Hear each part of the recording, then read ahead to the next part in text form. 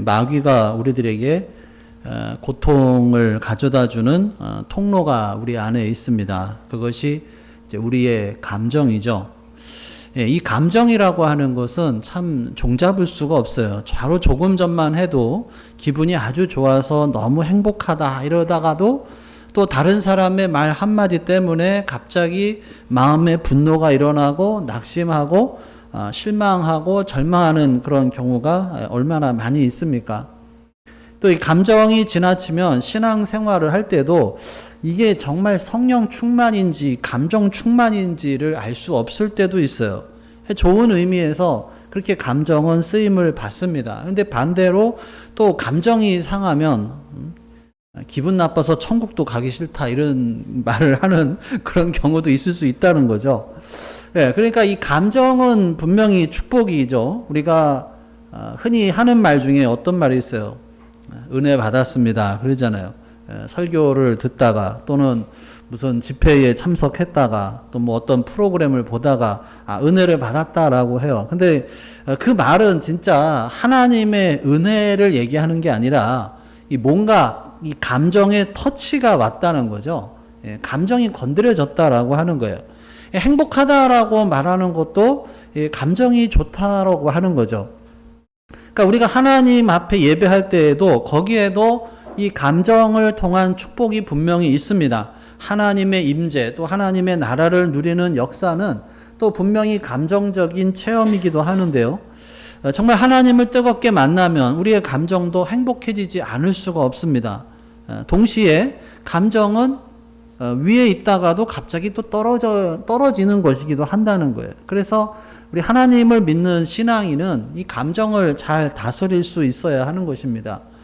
우리가 다윗의 인생을 계속해서 살펴보고 있는데 다윗은 하나님 마음에 합한 사람이다라고 하는 그런 말을 들을 사람이죠. 하나님의 마음에 합한 사람은 이 감정을 잘 다스릴 줄 알아야 됩니다.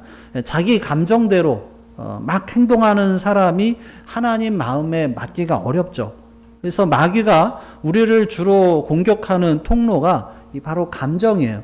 우리의 감정을 살살 건드려서 폭발하게 만들든지 아니면 침울하게 만들어서 우리가 이제 잘못 나가게 하는 그런 전략을 펴니다.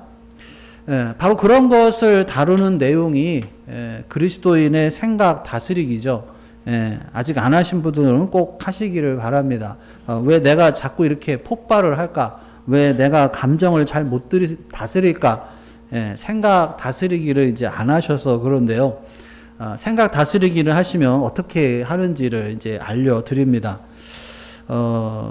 이미 하신 분들 가운데서도 재수강을 좀 하고 싶다 하신 분들 하셔도 됩니다. 간접 광고입니다. 자, 하나님의 사람은 이 마귀의 꼬임에 넘어가지 않기 위해서 이 감정을 잘 다스려야 돼요. 감정에 휘둘리지 않는 그런 믿음의 사람이 되어야 합니다. 그런 대표적인 사람이 이제 다윗이죠. 다윗만큼 참 감정이 상할 사람도 없는데 그럼에도 불구하고 다윗은 그 감정을 아름답게 사용을 하고 또 오히려 하나님을 찬양하는 도구로 사용을 합니다. 자, 1절을 다시 읽어보겠습니다. 시작. 사울이 죽은 후에 다윗이 아말렉 사람을 쳐 죽이고 돌아와 다윗이 시글락에서 이틀을 머물더니 자, 사울이 죽었을 때 다윗은 뭘 하고 있었느냐? 아말렉과 전쟁을 하고 있었죠. 원래는 다윗도 우리가 31장에서 사무엘 바로 앞에 있는 사무엘상 31장에서 블레셋과 이스라엘과의 전쟁이 있었는데 그 전쟁에 다윗도 원래 참전을 할 뻔했죠. 참전할 뻔했지만 다윗의 블레셋의 신하들이 다윗과는 같이 못 가겠다라고 해서 다윗은 다시 돌아왔습니다. 돌아와서 보니까 또 무슨 일이 있었어요?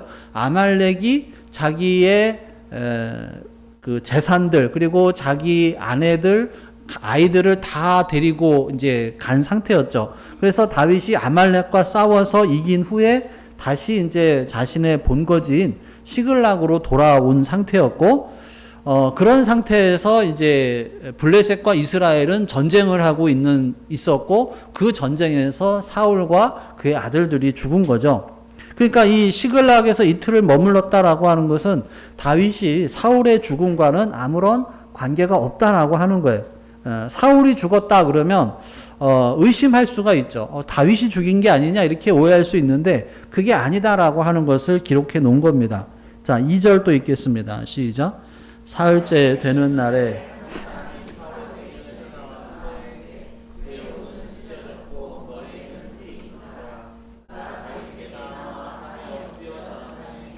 당시에 고대 근동 사람들은 죽음이라든지 패전과 같은 상황에 대해서 이 극도의 슬픔을 표현할 때 이 옷을 찢고 머리에다가 이 흙을 뒤집었었죠.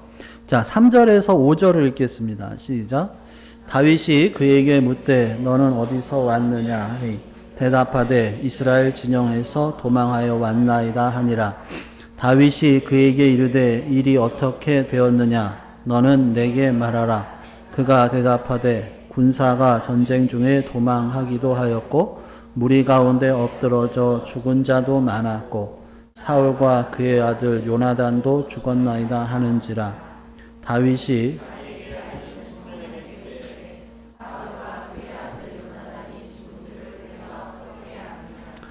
자, 이 길보아 전투에서 이스라엘이 블레셋에게 참패를 하고 사울과 그의 아들 요나단이 한 자리에서 다 전사했다, 죽었다 하는 소식을 이 사람이 전합니다. 이 다윗은 사울과 그의 아들 요나단이 죽었다는 것을 믿을 수가 없는 거죠. 그래서 더 확실한 증거를 요구를 합니다. 자, 6절에서 10절까지 또 읽어보겠습니다. 시작. 그에게 알리는 청년이 이르되 내가 우연히 길보아 산에 올라가 보니 사울이 자기 창에 기대고 병거와 기병은 그를 급히 따르는데 사울이 뒤를 돌아 나를 보고 부르시기로 내가 대답하되 내가 여기 있나이다 한즉 내게 이르되 너는 누구냐 하시기로 내가 그에게 대답하되 나는 아말렉 사람이니이다 한즉 또 내게 이르시되 내 목숨이 아직 내게 완전히 있으므로 내가 고통 중에 있나니 청하건대 너는 내 곁에 서서 나를 죽이라 하시기로 그가 엎드러진 후에는 살 수 없는 줄을 내가 알고 그의 곁에 서서 죽이고 그의 머리에 있는 왕관과 팔에 있는 고리를 벗겨서 내 주께로 가져왔나이다 하니라. 자, 이 아말렉 청년 자기가 사울을 죽였다라고 얘기를 하죠. 근데 우리가 31장에서 본 것처럼 사울은 어떻게 죽었나요? 그냥 자기가 자결을 했어요. 부관한테 자기를 죽여달라고 했는데 부관이 차마 죽이지를 못하니까 그냥 자기가 그냥 칼에 엎드려져서 자기가 죽었습니다. 근데 이 아말렉 청년은 왜 자기가 사울을 죽인 것처럼 거짓으로 보고를 하느냐? 그러니까 이 아말렉 청년은 어떻게 보면 이제 더 많은 상을 받기 위해서 그렇게 한 것이라고 볼 수가 있죠. 근데 또 한편으로 보면은 이 정치적인 흐름에도 굉장히 민감한 사람이에요. 장차 이 나라의 힘이 누구에게 갈 것인지를 알고 있습니다. 그래서 다윗의 사람들에게 와서 사울의 죽음을 알리고 자기가 그 사울의 죽음에 일조를 했다는 것을 슬쩍 덧붙여서 다윗의 환심을 사려고 하는 거예요. 자, 자기가 사울을 그렇게 죽였다고 말을 하는데 다윗이 어떤 상태인지를 이 사람은 알지를 못해요. 그동안 다윗이 사울 때문에 도망자 생활을 하고 있었는데 그러면은 다윗에게 와서 내가 사울을 죽였다고 할 때 이게 과연 자기한테 유리한지 불리한지를 따지겠죠. 두 가지를 다 생각하는 거예요. 먼저 사울이 죽여달라고 해서 내가 죽였습니다. 이렇게 하면 그동안 사울이 다윗을 계속 죽이려고 했기 때문에 다윗도 사울을 원수로 여겨서 미워하고 있다 그러면 이 소식을 들었을 때 야, 너무 잘했다. 네가 사울을 죽였구나. 내가 너한테 상을 줄게. 이렇게 할 것으로 예상을 했겠죠.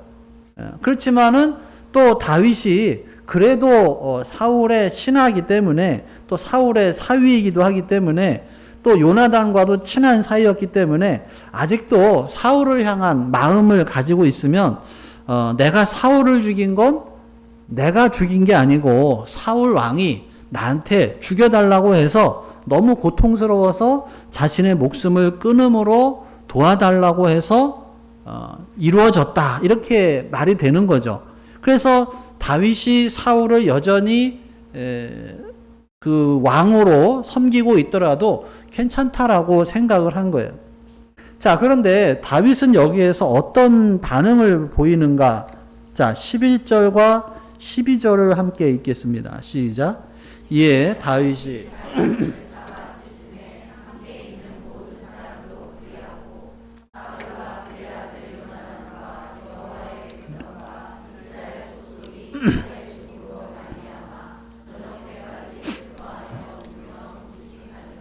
예. 자, 다윗은 자신의 가장 강력한 적 사울이 죽었음에도 전혀 기뻐하지 않아요. 오히려 아주 강한 슬픔을 표현합니다. 이것은 다윗이 사울을 개인적인 감정에서 대하지 않고 하나님께서 세우신 이스라엘 왕으로 인정하고 있었음을 보여줍니다. 단순하게 이스라엘이 패했고 이스라엘 왕이 죽었고 자기가 사랑하는 친구 요나단이 죽은 것에 대한 그런 감정적이고 개인적인 슬픔이 아니에요. 하나님께서 기름 부어 세우신 왕의 죽음을 슬퍼하고 있습니다. 그러니까 사울의 죽음 그 자체가 중요한 게 아니라 하나님이 세우신 사람이 죽었다라고 하는 거예요. 그러니까 하나님의 영광이 떨어지고 하나님의 거룩하심이 손상되었다는 것 때문에 다윗은 슬퍼하고 있다는 거예요. 자, 우리가 생각해 보면 사실 사울이 죽으면 다윗에게 어떤 상황이에요? 완전히 유리해진 상황이죠. 원수가 죽었고 자기를 그토록 죽이려고 쫓아다니던 사울이 죽었으니까 이제는 더 이상 도망자 생활 안 해도 되죠. 게다가 다윗도 사울에게 사무엘이 기름을 부어 세운 차기 왕 내정자예요. 그러면 뭐예요? 쉽게 말하면 이제 인생이 활짝 핀 거죠. 근데 다윗은 자기 개인이 아니라 이스라엘의 영광, 이스라엘의 하나님의 영광을 생각하면서 슬퍼하고 있는 거예요. 그러니까 이런 사람이 하나님의 마음에 맞는 사람이죠. 그냥 자기의 개인적인 입장, 개인적인 감정에 따라서 오락가락 하는 게 아니라 하나님의 영광을 늘 생각하는 사람이 하나님 마음에 합한 사람이라는 거예요. 그러니까 우리도 내 영광만을 구하는 삶이 아니라 하나님의 영광, 하나님이 세우신 공동체의 아름다움을 우리가 추구해 나가야 하는 것입니다. 그래서 우리가 기도 제목을 한번 살펴볼 필요가 있어요. 나는 주로 무엇을 위해서 기도를 하느냐? 전부 이 나밖에 없으면 그게 문제인 거죠. 물론 당연히 나를 위해서 기도해야 돼요. 내 자녀를 위해서도 기도해야 하고 배우자를 위해서도 기도해야 되고 가족을 위해서 부모님을 위해서 뭐 또 시부모님을 위해서 장인 장모님을 위해서 기도하고 거기에 더 나아가서 먼저는 또 교회 성도들 또 목장 식구들 교역자들 어린이들 청소년들 청년들을 위해서 기도해야 합니다. 그렇게 내 인생 내 가족밖에 모르는 게 아니라 더 나아갈 필요가 있다라고 하는 거예요. 교회도 우리 교회만이 아니라 이 한국 교회를 위해서도 기도해야 되는 거죠. 하나님이 뭐 우리 교회만 사랑하셔요? 하나님은 최악의 죄인도 사랑을 하십니다. 그래서 우리의 눈도 넓힐 필요가 있다라고 하는 거예요. 그게 하나님의 마음에 맞는 사람이죠. 그냥 내 것밖에 모르면 어떻게 하나님의 마음에 맞겠어요? 예를 들어서 우리 아이가 뭐 야구팀에 들어가서 경기를 하는데 게임에서 졌어요. 자기 팀이 졌어요. 근데 다들 팀이 경기에서 지니까 기분이 안 좋겠죠. 그런데 내 아이는 거기에서 홈런을 친 거예요. 그러니까 그때의 이 신앙의 부모가 하지 말아야 할 거는 야, 팀은 졌는데 너는 잘했으니까 됐어. 너만 잘하면 돼. 이렇게 말하는 거예요. 전혀 좋지 않은 그런 교육 방법이죠. 팀 스포츠는 팀이 이겨야 의미가 있는 거지 자기 혼자 잘한다고 의미 있는 게 아니죠.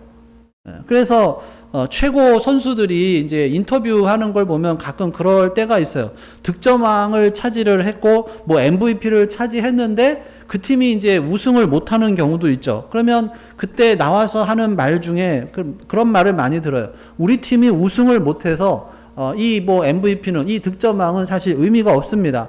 뭐 감사하지만 나에게는 별 의미가 없습니다. 이런 표현들을 하는 것을 종종 볼 수가 있습니다. 그러니까 우리가 부모로서도 너만 잘하면 돼, 팀은 못해도 괜찮아, 너만 잘하면 돼, 이게 안 좋다는 거죠. 자기밖에 모르는 그런 태도를 길러줍니다. 물론 격려하는 거는 필요하죠. 야, 팀은 졌지만 넌 최선을 다했으니까 그것으로 감사하다, 이렇게 해줘야 되지만 팀이 이건 지건 너만 잘하면 된다, 이거는 자기밖에 모르는 이제 자기 중심적인 생각인 거죠. 그런 것에서 벗어나야 한다는 거예요. 우리가 정말 하나님을 믿는 사람이라고 한다면 나밖에 모르는 그런 자기 중심성에서 벗어나야 한다는 거예요. 그게 하나님을 믿는 하나님의 마음에 맞는 사람이다라고 하는 것이에요. 자, 그래서 다윗도 마찬가지죠. 다윗도 지금 자기가 개인적으로 봤을 때 얼마든지 좋아할 수 있는 상황이지만 이 전체를 보는 거죠. 이스라엘 공동체 전체를 보고 또 하나님의 영광을 보고 그랬을 때 이거는 결코 좋아할 만한 일이 아니다라고 하는 거예요. 자, 13절에서 16절을 같이 읽겠습니다. 시작. 다윗이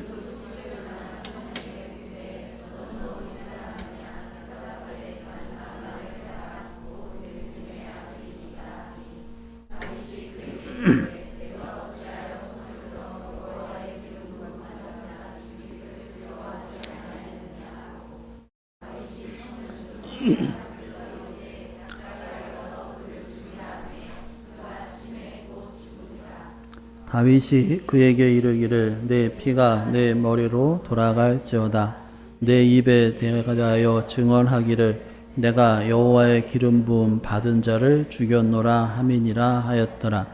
예, 이 사울을 죽인 일로 상을 받을 것이다 라고 생각했던 아말렉 이 청년은 오히려 죽음을 당합니다. 하나님의 기름 부음 받은 자를 죽이는 것이 하나님에 대한 반역 행위이기 때문이죠. 이 다윗은 사실 우리가 지난번에도 봤듯이 사울을 2번이나 죽일 기회가 있었어요. 그런데 사울 개인으로 본 것이 아니라 하나님이 기름 부어서 세우신 왕이기 때문에 하나님의 영광이 임한 사람이기 때문에 하나님께서 알아서 처리하실 것이다 라고 하는 믿음을 가지고 죽이지를 않은 거예요. 그런데 감히 그렇게 하나님이 기름 부으신 사람을 죽였다고 하니까 그래서 이 아말렉 사람을 처단을 한 거죠. 근데 이 기름 부음 받은 자에게 어떻게 감히 손을 댔느냐라는 말은 무슨 뜻이냐? 하나님의 나라는 인간의 어떤 인위적인 조작이나 조종에 의해서 만들어지거나 없어지는 게 아니라는 거죠. 하나님이 세우셨다라고 하는 것은 하나님이 하신다는 것, 철저하게 하나님의 주권을 인정하는 것입니다.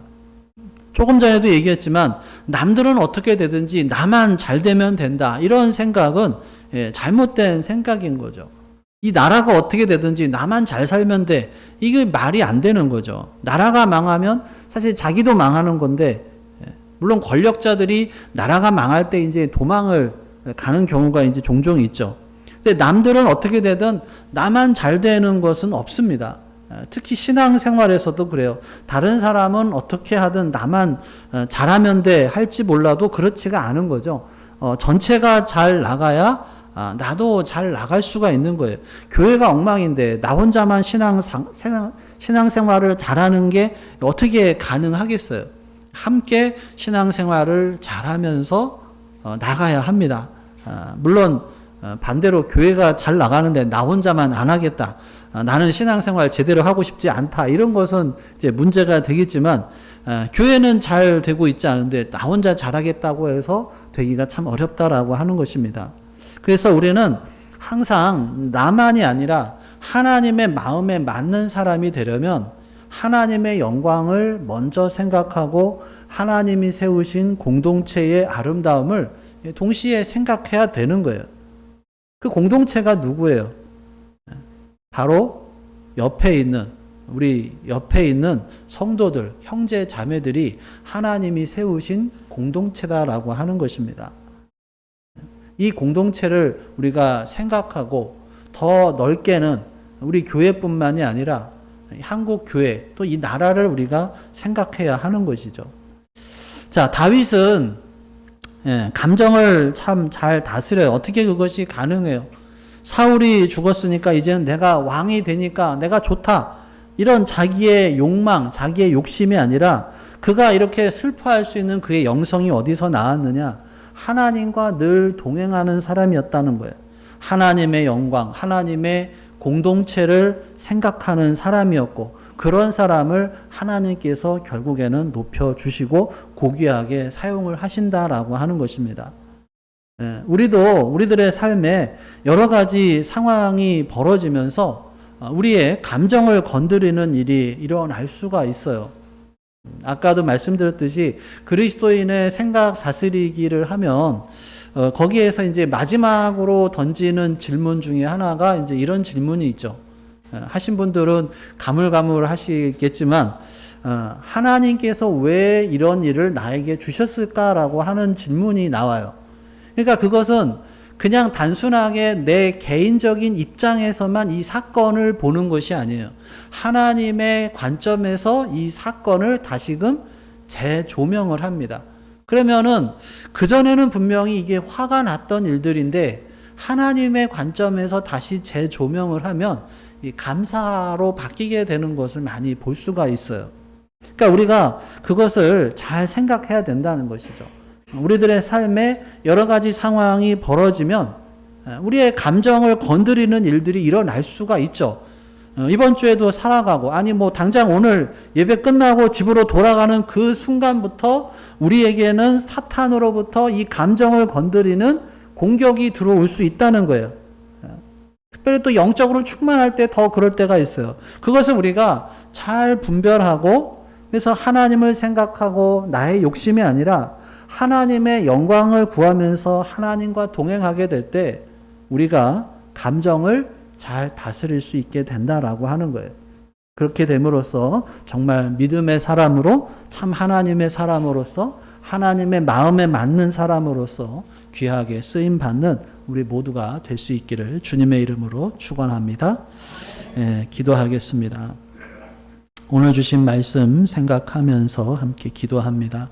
나에게 주신 말씀이 무엇이었는지 또 내가 붙잡아야 할 말씀이 무엇인지 또 내가 내 개인적인 관점이 아닌 또 하나님의 영광 또 이 공동체를 보면서 해 나가야 할 것이 무엇인지 다시 한번 우리 마음속에 계시는 성령 하나님의 음성에 귀를 기울여 보겠습니다.